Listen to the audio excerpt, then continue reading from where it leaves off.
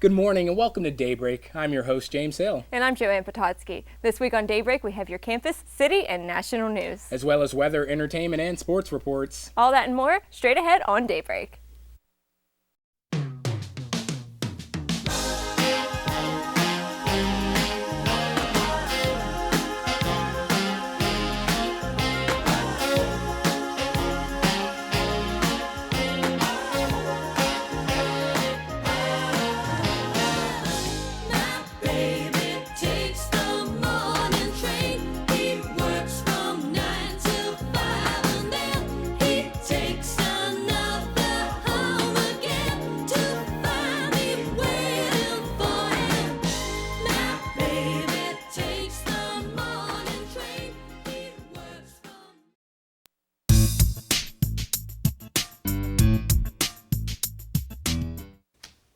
Point Park University's campus security alerted students by email of two crimes that happened close to campus this week. Around 8 p.m. on Monday the 7th, two men robbed the Jewelry Deposit Incorporated store located on Smithfield Street near the Boulevard of the Allies. According to KDKA's report on the robbery, the two men covered their faces with paper towels, bound the owner's wrists with zip ties, and put him in a closet. The men did not take any jewelry, but got away with cash. No arrests have been made yet in the robbery.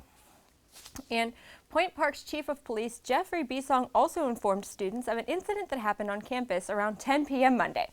According to an email Bisong sent to students, a female student was, quote, inappropriately touched while crossing Wood Street toward Lawrence Hall. Bisong's email said that Pittsburgh police and campus police responded and arrested the suspect within minutes. Bisong's email reminded students that escort services around campus are available by calling campus security at 412-392-3960.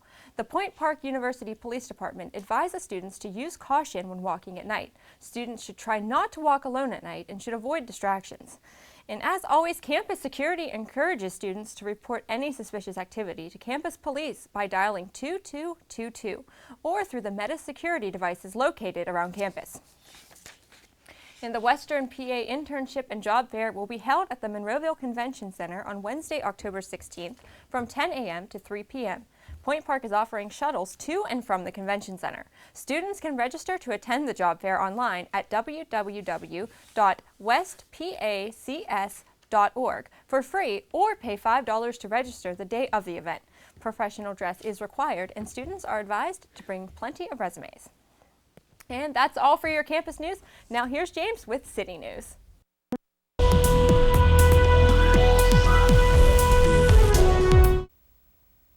Thanks, Joanne. In City News this week, Allegheny County Executive Rich Fitzgerald has released its 2014 budget. The $817.3 million budget calls for no budget increases while total county expenditures will increase 2%. In an address to City Council, Fitzgerald said he's mixing budget bumps in the county's law, human resources, and budget offices with increased fees in the selling of naming rights. He's also earmarking $1 million to help develop a rapid transit bus line that will connect Oakland with downtown. The proposal will now go to County Council for review and a final vote. And Pittsburgh City Council gave preliminary approval to a bill that would require the city to fast-track the hiring processes for police officers if the force dropped below 900 officers. That new set level could ultimately add 52 jobs to the Bureau from its current staffing level. Councilwoman Teresa Cal-Smith, who is sponsoring the bill, said it's designed to address what many believe is a chronic understaffing problem in the Pittsburgh police. If the bill is signed into law, the city would have to first find the money to hire additional officers. The current budget has only allotted pay for 892 police officers. The bill will be up for a final vote on Tuesday.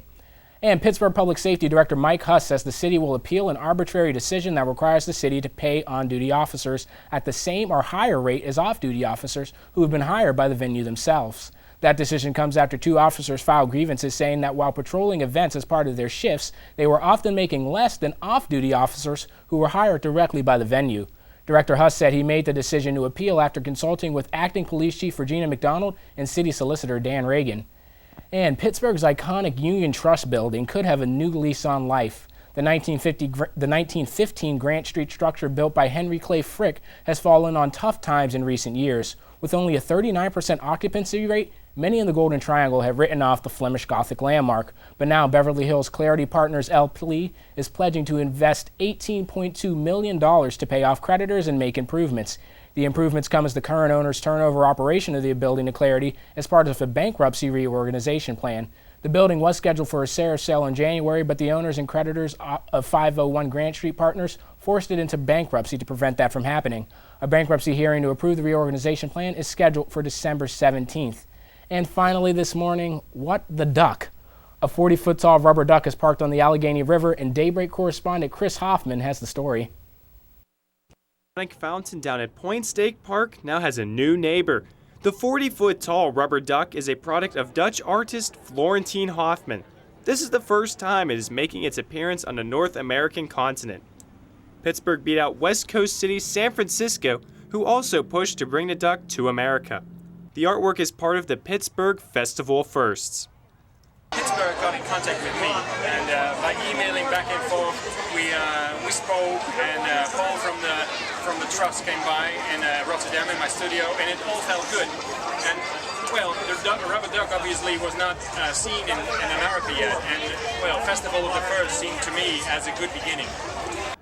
The rubber duck has visited several other cities across the globe, including Beijing, Hong Kong, and Sydney. The duck was brought down the Ohio River towards the Roberto Clemente Bridge for a celebration. The party on the bridge drew thousands of people to the downtown area. The duck is now moored on the Allegheny side of Point State Park. The duck will be on display until October 20th. Reporting for Point Park Television, I'm Chris Hoffman. Thanks for that report, Chris. That's all for your city news this morning. I gotta say that duck is pretty amazing. And we happen to have a similarly dressed duck woman back at the couch. Joanne, what's coming up next? Thanks, James. Coming up next on Daybreak, we will have a national news report for you, and we're going to talk with the hosts and producers of a new show set to premiere here on YouView. We'll be right back.